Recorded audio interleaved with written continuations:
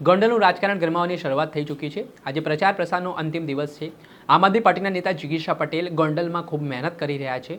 આમ આદમી પાર્ટીએ તાલુકા પંચાયત અને જિલ્લા પંચાયતમાં પોતાના ઉમેદવારોને ઊભા રાખ્યા છે, જોકે નગરપાલિકામાં તેમના ઉમેદવારો ઊભા નથી। ત્યારે જબરજસ્ત રાજકારણ ગરમાયું છે જિલ્લા પંચાયત અને તાલુકા પંચાયતની ચૂંટણીને લઈને। ત્યારે જિગીશા પટેલનું ફરી એકવાર આક્રમક ભાષણ સામે આવ્યું છે, જેમાં તેઓ કહી રહ્યા છે કે ગોંડલમાં તેમણે સામી છાતીએ પોતાના ઉમેદવારો ઊભા રાખ્યા છે ને એક પણ ઉમેદવારોએ તેમના ફોર્મ પરત ખેંચ્યા નથી તેવી વાત તેમણે જાહેર મંચ પરથી કરતા શું વાત ગોંડલના વિકાસને લઈને કરી છે ને શું પ્રહારો તેમના વિરોધીઓને કર્યા છે તે સાંભળો। ભારત માતા કી, ભારત માતા કી।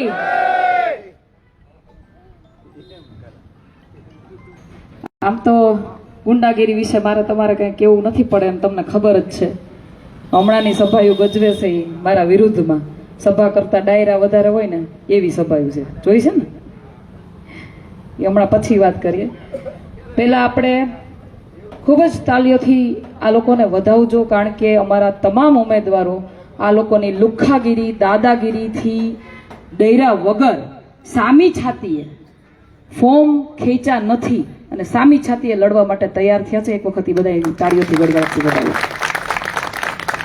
કઈ હદનું પ્રેશર હતું એ અમને ખબર છે, એની ગુંડાગર્દી કઈ હદની હતી ને ખબર છે અમને।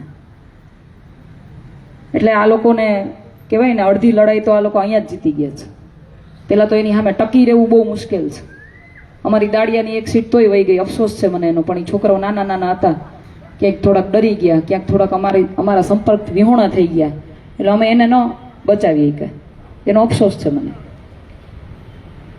દર વખતે હું વાત કરું છું, સોરી, એ પહેલાં હું તમને અહીંયા તમારા ઉમેદવારોને મુલાકાત કરી દઉં। શ્રુતિબેન રમેશભાઈ મોણપરા, ઊભા થો બેન, આ તમારા જિલ્લા પંચાયતના ઉમેદવાર છે।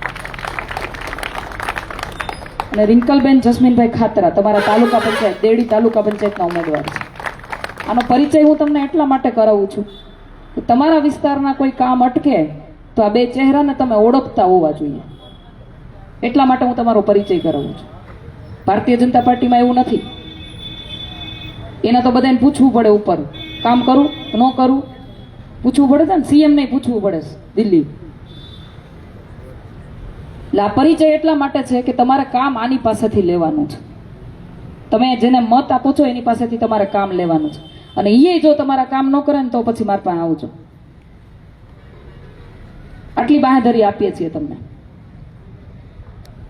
બીજી વાત મારે એ કરવી છે કે દર વખતે મારા ભાષણની અંદર હું મુદ્દાની વાત કરું છું, રોડ રસ્તા પાણી ગટર ભ્રષ્ટાચાર આવી બધી વાત કરું છું ને મારા ભાષણો। આમ તો તમે આંબળા જશે ગામે ગામ મારી સભાઓ થતી હોય એના, પરંતુ આજે મારે તમને વાત કરવી છે। મોવિયાની અંદર એક સભા થઈ ભારતીય જનતા પાર્ટીની, પોણી કલાક આવેલી સ્પીચ, પોણી કલાકમાં ખાલી ને ખાલી મારો વિરોધ વિરોધ વિરોધ, બીજું કઈ વાત જ નહીં। એટલે કહું સભા કરતા ડાયરો વધારે હતો। પેલા તો ગોંડલની જનતાનો આભાર માનું છું કે ગોંડલની જનતાએ મને જે મીઠો આવકાર આપ્યો છે એના માટે હું આપની આભારી છું। ખૂબ ખૂબ આભાર તમારા લોકોનો। જ્યાં પણ ગઈ, જે પણ ગામે ગઈ, ત્યાંથી મને એટલો મીઠો આવકાર મળ્યો છે અને એની પીડા મને એ લોકોએ કીધી છે। અને આજે કહેવાય ને કે જ્યારે હું અહીં આવી હતી ત્યારે એકલી હતી, એકમાંથી બે થયા, બેમાંથી ત્રણ, એક ભાઈએ તો મને ટોણોય માર્યો હતો કે 9 જણાની રેલી હતી કે હું કરી લઈએ, 9 માંથી 90 થયા, 900 થયા, હજી 9000 થાવ, 90000 થાવ ને ત્યાં સુધી લડવાનું છે।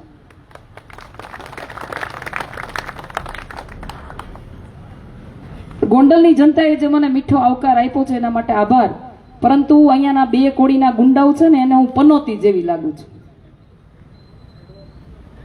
આપણે કહીએ ને કે પનોતી બેઠી, પનોતી બે એટલે શું થાય? હારા હારાના હારા કામ હોય ને એ ન થાય, બધું કરવા નીકળ્યા હોય, છેલ્લે એન્ડ ટાઈમે પહોંચે ને ત્યાં કામ થકી જાય, નુકસાન થાય, પૈસાકીય રીતે, નાણાકીય રીતે, બીજી ત્રીજી રીતે નુકસાન થાય। એટલે અહીંયાના બે કોડીના ગુંડાઓને હું પનોતી જેવી લાગુ। કેવી? પનોતી જેવી, કારણ કે ભ્રષ્ટાચાર બંધ કરાવી દીધા। જ્યાં જાઉં ત્યાં ભ્રષ્ટાચાર ઉજાગર કરવું એટલે ખીચામ નાખ્યા હોય ને કાઢીને પાછા દેવા પડે। જોયા હે ને? રોડ રસ્તાના કામ બનવાના ચાલુ થયા છે, જોયા છે ને બધાએ? જ્યાં જ્યાં જાઉં છું ત્યાં તમારા પ્રશ્નો હલ થતા જોયા છે ને બધાએ? એટલે એને પનોતી જેવી લાગુ। પાછા હું કહે ઈ કે અમને ગુંડાગીરી કરવી પોહાય છે, જ્યારે અમારા કોઈ નાના ખેડૂતને એક ઈંચ જમીન કોક છીનવી લે અને એના માટે જો અમારે ગુંડાગીરી કરવી પડે તો અમે એમાં રાજી છીએ. તો ભાઈ મારે પ્રશ્ન તમને એ પૂછવો છે કે રીબડાવાળા જમીન પચાવી લેતા હતા અને અમિત ખૂટ, અમારા સ્વર્ગીય અમિત ખૂટ જ્યારે એના માટે લડાઈ લડવા માટે નીકળ્યા તો ન્યા ગુંડાગીરી બતાવી હતી ને? ન્યા કેમ ન બતાવી? તમારા ને તમારા માણા જમીન પચાવે અને મત લેવાનો તો વારો આવે ત્યારે પાછા હાથ ફેરવવા જાઓ ને તમારા માણાને કહો કે હાલો ભાઈ હવે નીકળી જાઓ, આપણું કામ થઈ ગયું, એટલે પાછા ખેંચી ગયું. આ નીતિથી હવે ગોંડલની જનતા વાકેફ થઈ ગઈ છે. થઈ ગઈ છે ને? એટલે આવા કાવા દાવા કરવાનું રેવા દો, કરવાનું છે એ કરવા માંડો.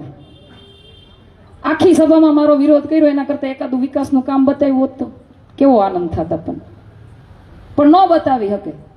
કર્યો હોય તો બતાવે. વિકાસ કોનો થયો? તમારા તાલુકાના રોડ રસ્તા હારા બન્યા? 15 20 વર્ષથી મને તો ઘણા લોકોએ કીધું કે બેન અમારે અહીંયા તો વર્ષોથી આમને માયલું આવે. બન્યા? તમારી નદીઓ સાફ છે? પીવાનું પાણી સાફ છે બેનો? કેટલા ટાઈમે પાણી આવે છે? 4 દિવસે. ઘટે છે? મારા હાડા કેવું ખોટું બોલે કે બધાને ઘેરે ઘેરે પીવાનું પાણી દીધા હે કે જાહેરમાં આવીને ખોટું બોલે. મને અહીંયા કોઈ આપણે સરપંચ કે માજી સરપંચ છે કોઈ? આવો આવો આવો આવો, આ રહી આપણા માજી સરપંચ.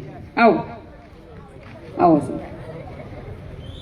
ચેલેન્જ આપવામાં આવી હતી કે એક ભ્રષ્ટાચાર અમારો ખુલ્લો પાડીને બતાવો. આજે એક લાઈવ ઉદાહરણ તમને બતાવવું છે. ભાઈ તમે સરપંચ હતા, ધારાસભ્યએ કેટલી ગ્રાન્ટ આપી તમને? 1 રૂપિયા નથી આપી. 1 રૂપિયાની ગ્રાન્ટ મને નથી આપી અને ગાઈડને એમ કહેતા કે ભાઈ આ વિરોધમાં છે એટલે ન દેવાય. મારા ગામમાં આવી, મારા 5 કિલોમીટરમાં આવીને બાઉભાઈ ટોળિયાએ જાહેરમાં કીધું હતું, ભડવારને અહીંયા મિટિંગ કરીને કીધું હતું કે જગાને ગ્રાન્ટ 1 રૂપિયો દેવા નથી થતી, કેમ કે જયરાજભાઈના મેળમાં નથી એટલે 1 રૂપિયો ગ્રાન્ટ એને દેવા નથી. મને માત્ર ને માત્ર તાલુકા પંચાયતમાંથી 2 લાખ રૂપિયા ગ્રાન્ટ આપી અને સંધુ સિંગાળાને આપણે અહીંથી જીતાવ્યા હતા જિલ્લા પંચાયતના ઉમેદવાર, એણે મને 3 લાખ રૂપિયાની ગ્રાન્ટ આપી. બાકી 14મું નાણાં પંચ આટલી મને ગ્રાન્ટ આપી, બાકી કોઈ આપી નથી. તોય બાબુભાઈ એમ કે 14મું નાણાં પંચ એ અમારું છે. એ તો સીધું સરકારમાંથી આવે છે. મેં તો અમને આપો કે ના અમે નો આપી ગયા. ગ્રાન્ટ તમને જે મળી તાલુકા પંચાયતમાં 2 લાખ રૂપિયા જે કઈ, એમાં તમે આમાં કઈ કટકી દીધી હતી એને? હા દીધા હતા ને, દીધા હતા ને. તો જ કહે છે ને, ક્યાં દે છે? આ ભાગ દેવાનો, ભાગ દો તો આ ગ્રાન્ટ આપે, નકર નથી આપતા. 10%, 20%, 25% તો આપે, નકર ન આપે. આજની તારીખમાં અમારા ગામમાં જે સરપંચો છે વહીવટ કરે છે, બધી વહીવટ કરે છે. આ લાઈવ ઉદાહરણ ભ્રષ્ટાચારનું. હવે વિચારો તમે, વિચારો એક ગાંઠિયાની દુકાન ચલાવવા વાળો માણસ ધારાસભ્ય બને, એના પછી એની પાસે કરોડો રૂપિયાની પ્રોપર્ટી થાય, અબજો રૂપિયાની પ્રોપર્ટી થાય, હજારો વીઘા જમીનો, કરોડો રૂપિયાની ગાડીઓ. કોઈ ગાંઠિયાવાળાને આવું થયું છે? 50 વર્ષ પેઢીઓથી ગાંઠિયા બનાવતા હોય એને થયું છે આવું? એટલે ભ્રષ્ટાચાર કરીને જ ભેગું કર્યું છે. આ બધું સામે આવ્યું છે. તમે અટાણ સુધી તમને એમાં તો કોઈ બોલવા વાળું નથી એટલે આપણે તો હાયલું જાય છે. એક ગાંઠિયાવાળો બિચારો એની આખા દિવસની જેટલી કમાણી છે ને એટલું તો તમારો આખા દિવસનો ઓલો બોડીગાર્ડનો પગાર છે. એ જો કે તમે નથી આપતા, એપીએમસી માંથી આપે છે એવું માણા મને કહેતા હતા એના.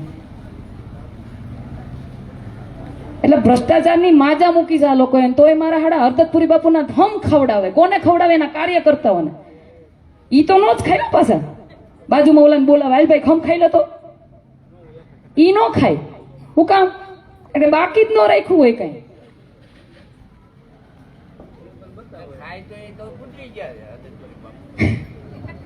ના ના, પણ તોય કોઈના ખોટા હું કામ ખાવા? ભલે તોય ઈ પોતે નથી ખાતા, બાજુમાં એને કાર્યકર્તાને બોલાવીને માઇક આપે, લેતો ભાઈ તું ખાઈ લે તો હરદતપુરી બાપાને હમ ખાઈ લે. એટલે આવા ખોટા મારા હાડા. વિચારો તમે, ચૂંટણી આવી છે, વિપક્ષ તરીકેની ભૂમિકામાં અત્યાર સુધી કોંગ્રેસ ક્યાંય હતી નહીં. આ વખતે આમ આદમી પાર્ટીએ અહીંયા એનું મજબૂતાઈ બતાવી છે, એનું કામગીરી બતાવી છે. એટલે હવે ખબર પડી ગઈ છે કે હવે આપણે હારીએ છીએ, એટલે હવે બધુંય કરશે. અટાણથી એમ કહે છે, હું કહે એ કે એ કઈ જીતવાના નથી કે એના અને જીતશે ને તો 10મા દિવસે કે ભારતીય જનતા પાર્ટીનો ખેસ પહેરી લે, એવું કહે છે. આજે હું તમને તમારી સામે, જનતાની સામે, હું મારા ઉમેદવારોને પૂછવા માંગુ છું.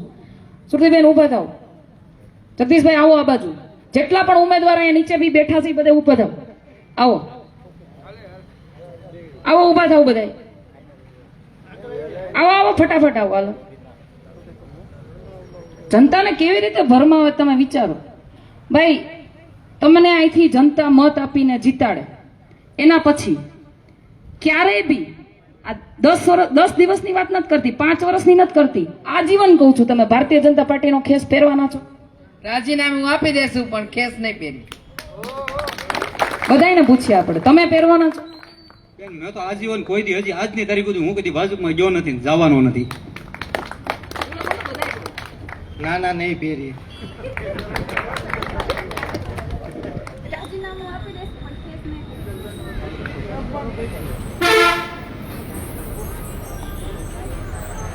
હલો, રાજીનામું આપી દઈશું પણ ખેસ નહીં પહેરી. અમે તો પક્ષમાં લડતા આવી છે, લડતા આવશું અને આમાં જ રહેશું. એટલે આવી રીતે ભરમાવે. શું કહે આ લોકો? ચૂંટાઈ ગયા પછી અમારો ખેસ પહેર લે. એટલે જનતા શું વિચારે બિચારી, ઈ કે તો મત કેમ દેવા? પણ આ ભ્રમમાં આવતા નહીં. અહીંયા જાહેરમાં તમારી સામે બોલ્યા છે, હવે તો વિશ્વાસ કરજો, કરશો ને? હજી તો ઘણું બધું છે. પોણી કલાક બોલ્યા, મને તો યાદ નથી રહેતું કેટલું કેટલું બોલ્યા. એક વાક્ય એવું વાપર્યું એને, એ કે એ કઈ ગવર્નર છે, એ કઈ સત્તામાં છે. એટલે ભાઈ અમે ગવર્નર અને સત્તામાં નથી, અને અમારે એવું અમે ધારતાય નથી.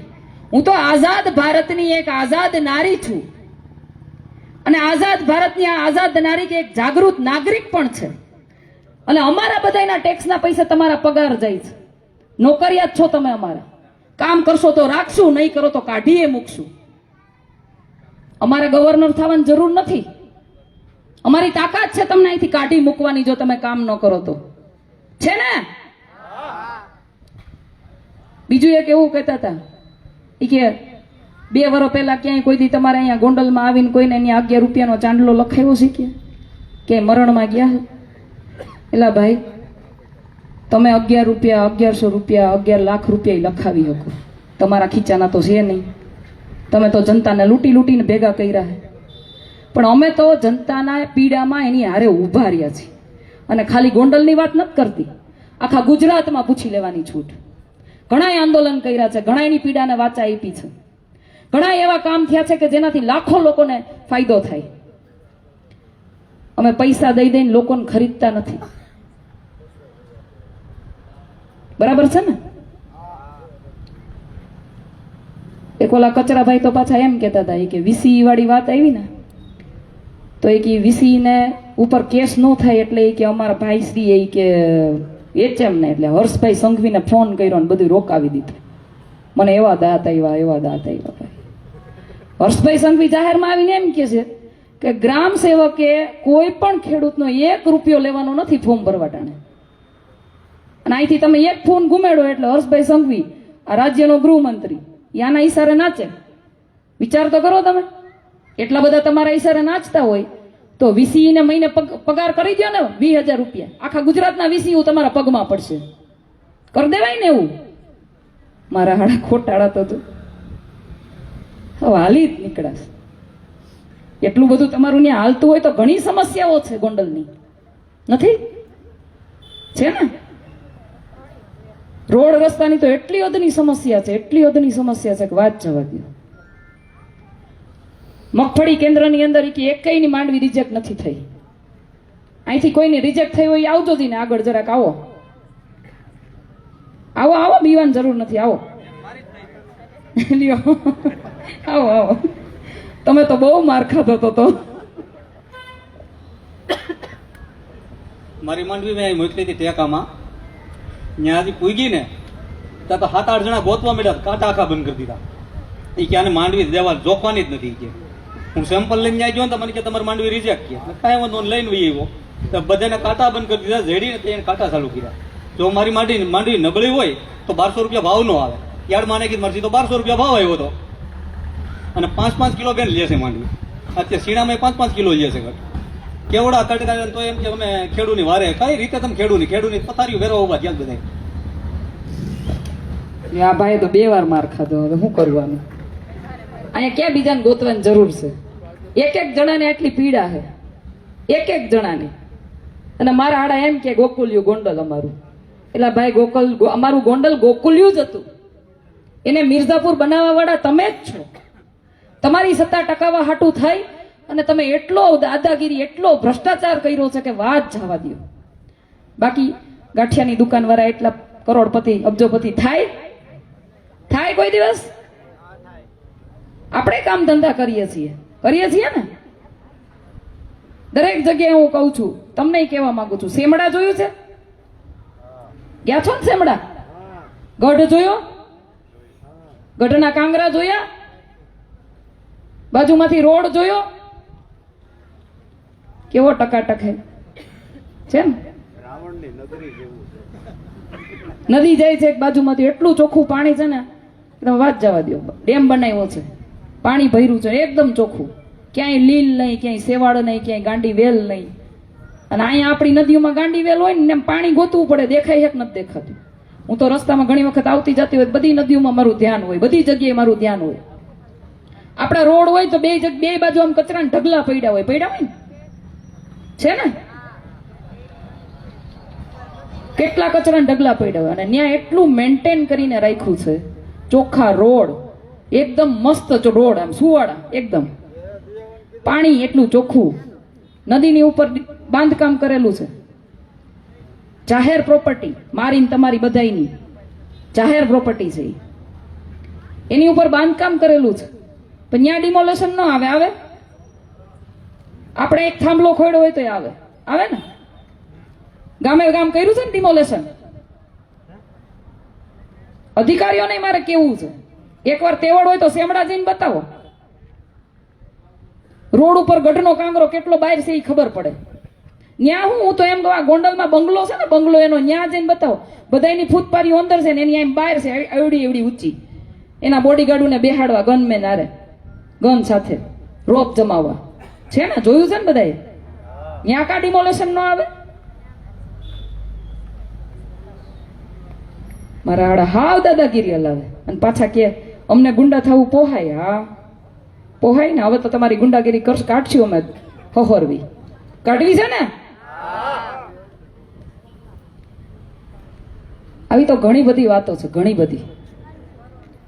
છેલ્લે કાંઈ નહીં આવે ને એટલે એમ કે જાતિવાદ કરે છે, જાતિવાદ.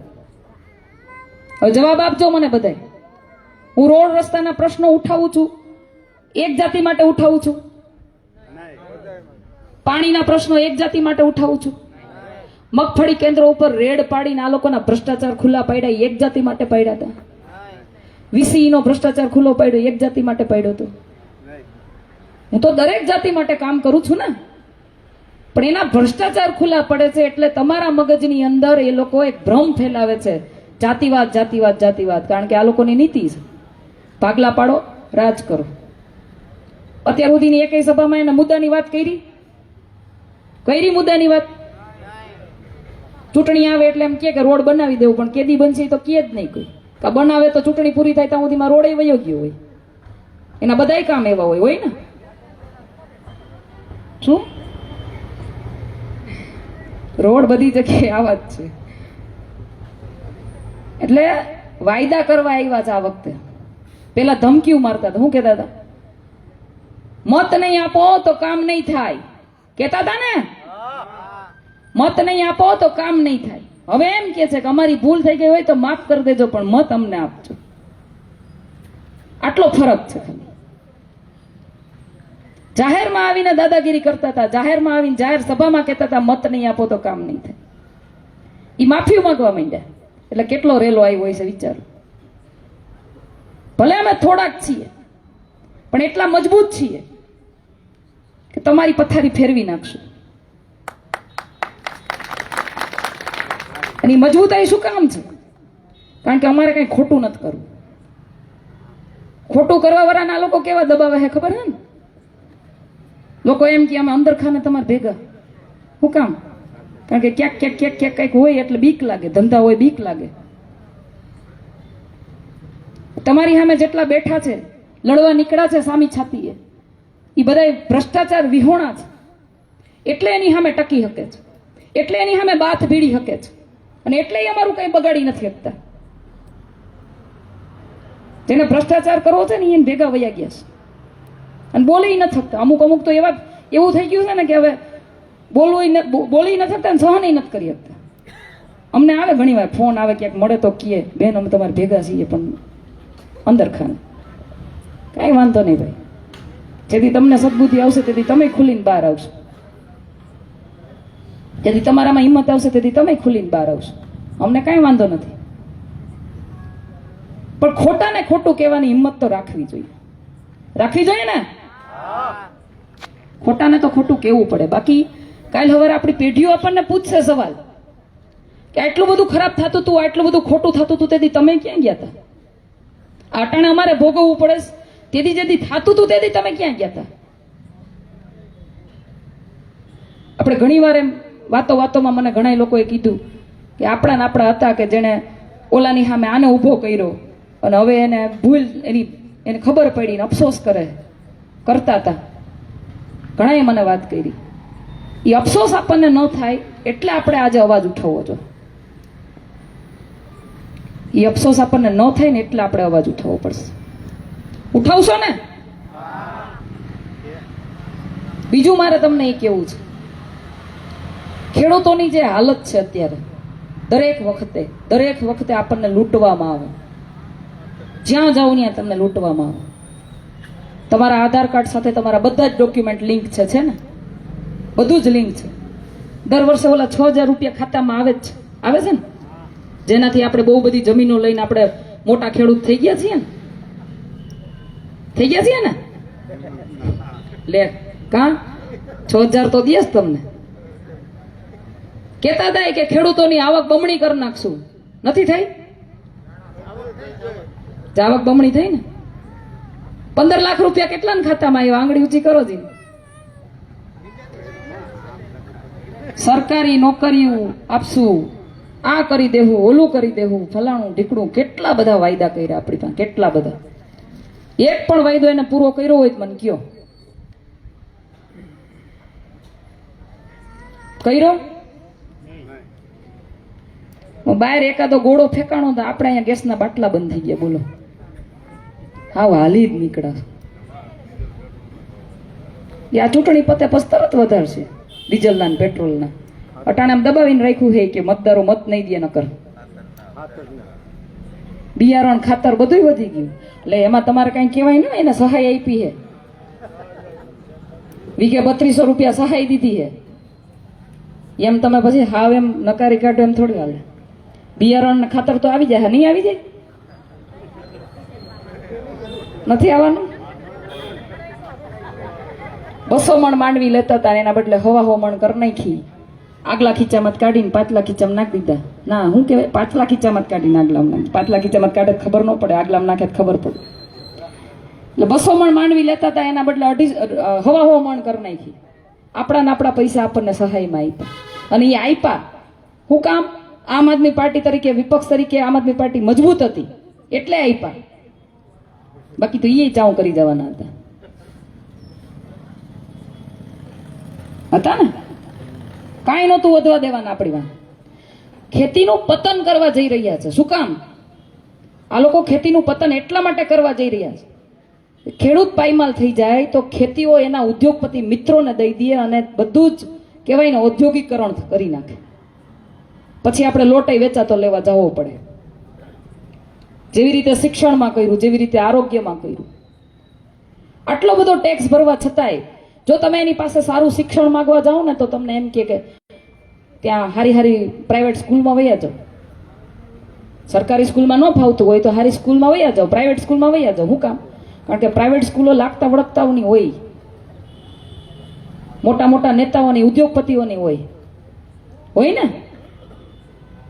એ તમને મોઢે ન કહે, પણ તમારા ગામની સરકારી સ્કૂલની હાલત એવી કરી નાખે કે તમારે ફરજિયાત જવું પડે.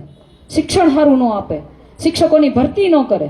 શિક્ષકો હોય તો એક શિક્ષક 2-2, 3-3 ધોરણને ભણાવતા હોય અને શિક્ષકોને એટલું બધું બીજું કામ આપે કે ઈ છોકરાઓને ભણાવી ન શકે.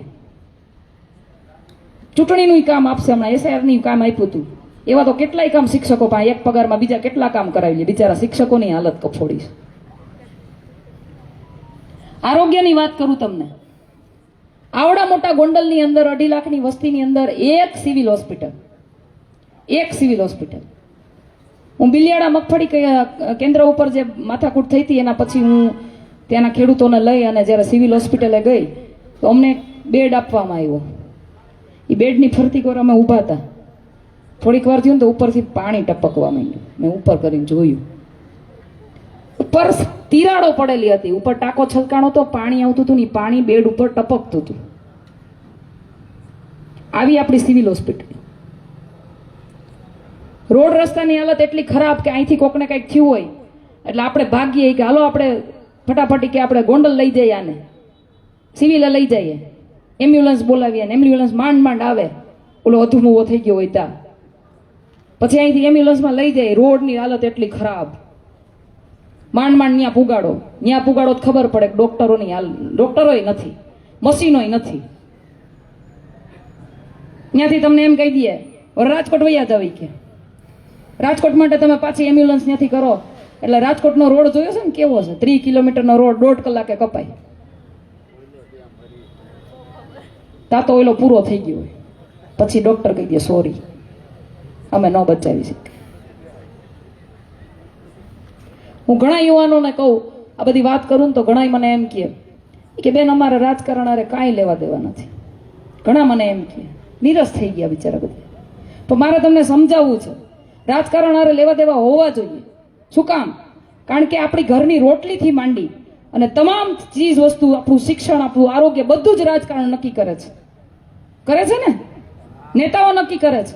આપણા દેશનું બંધારણ નક્કી કરે છે. વિધાનસભામાં, સાંસદ સભામાં એના ખરડા પાસ થાય. દેશની એક જનતાને, એક માથાને રાજકારણ આરે લેવા દેવા હોવા જોઈએ. જો તમે ઇન્ટરેસ્ટ નહીં બતાવો, તમે અવાજ નહીં ઉપાડો તો આ લોકો એની મનમાની જ કર્યા કરશે. રાજકારણમાં રસ લ્યો, કારણ કે એ જ તમારું ભવિષ્ય નક્કી કરે છે. શું કામ ન લેવો જોઈએ? આપણી મૂળભૂત અધિકાર, આપણા હકની જે વસ્તુ છે એના માટે આપણે રસ શું કામ ન લઈએ? સારા યુવાનોને અને મહિલાઓને હું કહું છું કે તમે રાજકારણમાં આવો, કારણ કે કાંઈ કામ ધંધો બચવા તો દીધો નથી. આણે દીધો છે? એ કઈના કામ ધંધા હારા હાલતા હોય તો મને કયો. અને આપણી હાલત તો જો કેવી કફોડી. ખેડૂતોએ બિચારા હવે ખેતીમાં કાંઈ વળતું નહોતું એટલે છોકરાઓને ભણવા બહાર મોકલ્યા, ખર્ચો કર્યો, ભણાવ્યા, ગણાવ્યા, કોલેજ કરાવડાવી, ડિગ્રીઓ લીધી. માંડ બિચારા બધું ભણી ગણીને બહાર આવ્યા હતા. નોકરી ધંધામાં કાંઈ ઠેકાણા નહીં, નોકરીઓ મળે નહીં, ધંધા પાયમાલ થઈ ગયેલા, મોંઘવારીએ માજા મૂકેલી. હવે થયું એવું કે એમાં ભણવા ગયા હતા એટલે અહીં ખેતી શીખા નથી કામ ધંધો કરી શકતા, નથી ખેતી કરી શકતા. ક્યાં જવું? હાવ નવરા ધૂપ. નવરા બેઠા રીલ્સો જોવામાં. કોરોના પછી તો આપણને એવી આદત લઈ ગઈ છે, આખો દી મોબાઈલ હાથમાં, રીલ્સ ફેરવા જ કરે. હાવ નવરા બેઠા રીલ્સ જોવું એના કરતા થોડુંક સક્રિય થઈ અને ખાલી તમારા ગામના અવાજ ઉઠાવો ને તોય બહુ છે. તોય હારાની પથારી ફરી જાય. સૌથી નીચેનો ભ્રષ્ટાચાર ઉજાગર કરશો ને ત્યારે એની કડી ઉપર અડશે.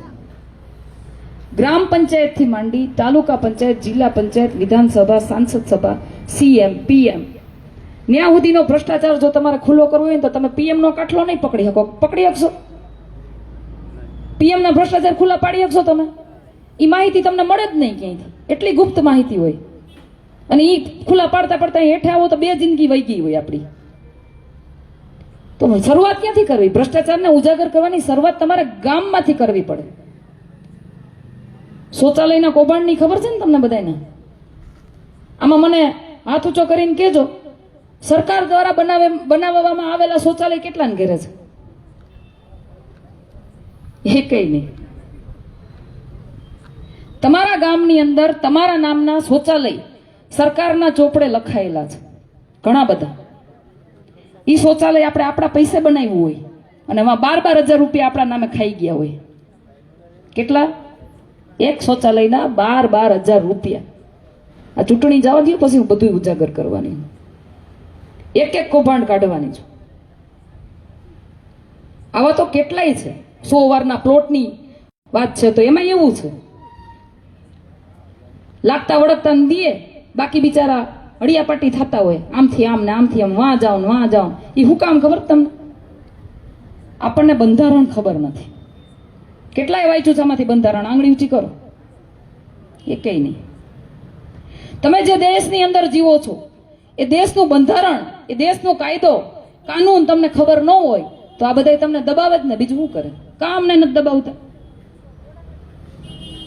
શિક્ષણની જરૂર છે. આપણે આપણું બંધારણ આપણને ખબર જ હોવી જોઈએ.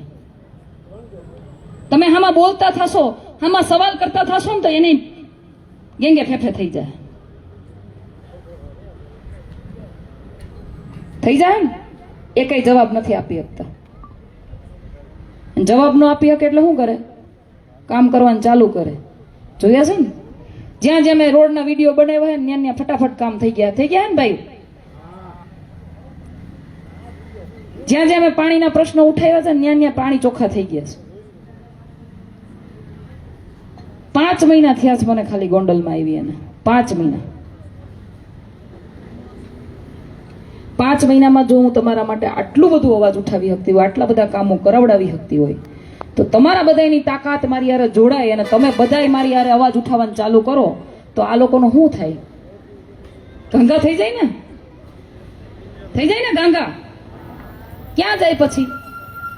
અને હવે તો આ બધાનો ભ્રષ્ટાચાર એટલી હદે ખુલ્લો પડી ગયો છે ને કે કદાચ ઢાંકવા માંગે તો ઢકાય એમ નથી. હવે તો ઘરના ખીચામાંથી કાઢીને દેવા પડશે. જો કે એના ઘરના તો નથી, આપણી પાસેથી જ ઉહેડ્યા છે, પણ હવે તો ખીચામાંથી કરીને કામ કરવા પડશે જો ગ્રાન્ટ પાસ નહીં થાય તો.